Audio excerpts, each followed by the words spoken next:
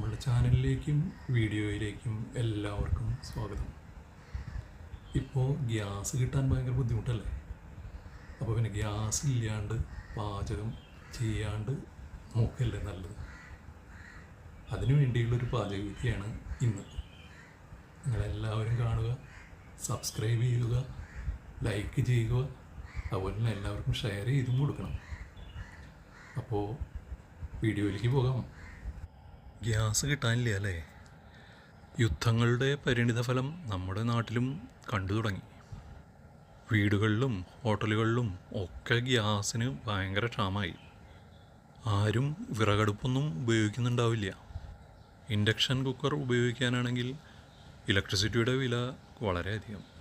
എല്ലായ്പ്പോഴും കഴിക്കാവുന്ന പാചകം ഒഴിവാക്കിക്കൊണ്ടുള്ള ഒരു നല്ല വിഭവം നമുക്ക് തയ്യാറാക്കാം.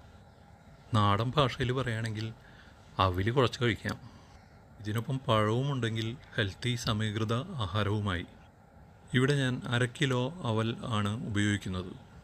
ഒരു പാത്രത്തിലേക്ക് നമുക്ക് 1/2 കിലോ അവിൽ ചേർത്ത് കൊടുക്കാം. ഈ വെളുത്ത അവിലിന് പകരം മട്ട അവിലാണെങ്കിൽ കൂടുതൽ രുചികരമായിരിക്കും. ഇനി നമുക്ക് വേണ്ടത് ശർക്കരയാണ്. ശർക്കര പൊടിയോ ശർക്കര അരിഞ്ഞ് ചേർത്തോ ശർക്കര പൊടിച്ചോ നമുക്ക് ഇതിൽ ചേർക്കാം. എൻ്റെ കയ്യിലുള്ളത് അച്ച് ശർക്കരയാണ്.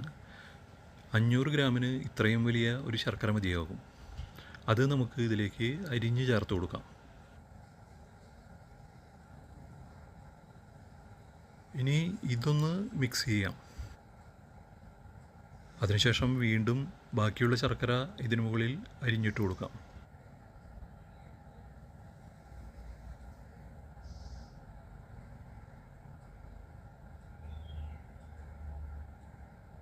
ഇനി ബാക്കി ശർക്കര കൂടി അരിഞ്ഞ് ചേർത്ത് നമുക്ക് നന്നായി ഇളക്കി യോജിപ്പിച്ചെടുക്കാം. ഇപ്പോൾ ശർക്കര അരിഞ്ഞ് ചേർത്ത് കഴിഞ്ഞു. എല്ലാം നല്ല രീതിയിൽ യോജിക്കുന്ന വിധത്തിൽ മിക്സ് ചെയ്തെടുക്കാം. ബാക്കിയുള്ള ശർക്കര കൂടി അരിഞ്ഞ് ചേർത്ത് നമുക്ക് ഇളക്കാം. രുചി കൂട്ടാനായി നെയ്യ് ഉണ്ടെങ്കിൽ കുറച്ച് ചേർത്ത് കൊടുക്കണം. നെയ്യ് ഇത്ര മതിയാകും.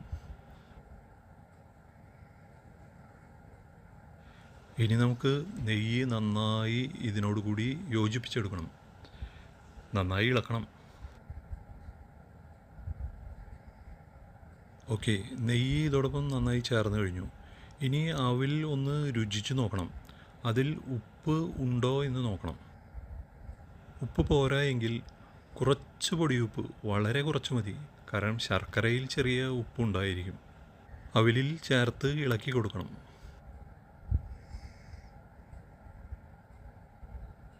ഞാൻ നോക്കിയപ്പോൾ ഇതിൽ ഉപ്പ് പോരാ. അപ്പോൾ കുറച്ച് പൊടിയുപ്പ് ഇതിൽ ചേർത്ത് കൊടുക്കുന്നുണ്ട്. ഉപ്പ് നന്നായി ഇളക്കി യോജിപ്പിച്ച് കൊടുക്കണം. ഉപ്പ് ഇതിൽ നന്നായി യോജിച്ച് കഴിഞ്ഞാൽ ഇതിലേക്ക് 2 ടേബിൾ സ്പൂൺ വെള്ളം ഒഴിച്ച് ചേർക്കുക. ഇതിൽ കൂടുതൽ വെള്ളം ആവശ്യമില്ല.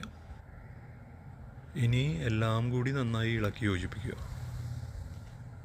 ഇനി നമുക്കിതിലേക്ക് കുറച്ച് മുന്തിരി, ഉണക്കമുന്തിരി ചേർത്ത് കൊടുക്കണം. കറുത്ത മുന്തിരിയാണ് നല്ലത്. പക്ഷേ എൻ്റെ കയ്യിൽ കറുത്ത മുന്തിരി ഉണ്ടായിരുന്നില്ല.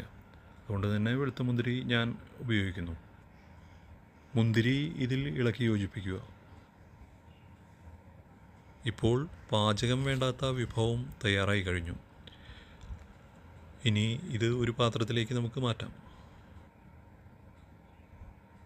നിങ്ങൾക്ക് താല്പര്യമുണ്ടെങ്കിൽ ഇതിൽ ഏലക്കായപ്പൊടിയോ അല്ലെങ്കിൽ ചുക്കുപൊടിയോ ചേർക്കാവുന്നതാണ്. നല്ല രുചിയോടെ 3 നേരവും കഴിക്കാൻ പറ്റുന്ന ഒരു വിഭവമാണ് ഇത്.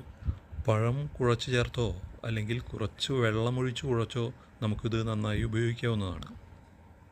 ഉണ്ടാക്കിയെടുക്കുമ്പോൾ തന്നെ അധികം വെള്ളം ചേർക്കാത്തതിനാൽ ഇത് കുറേ അധികം സമയം കേടാകാതെ ഇരിക്കും. അപ്പോൾ പിന്നെ അടുത്ത വീഡിയോയിൽ കാണാം.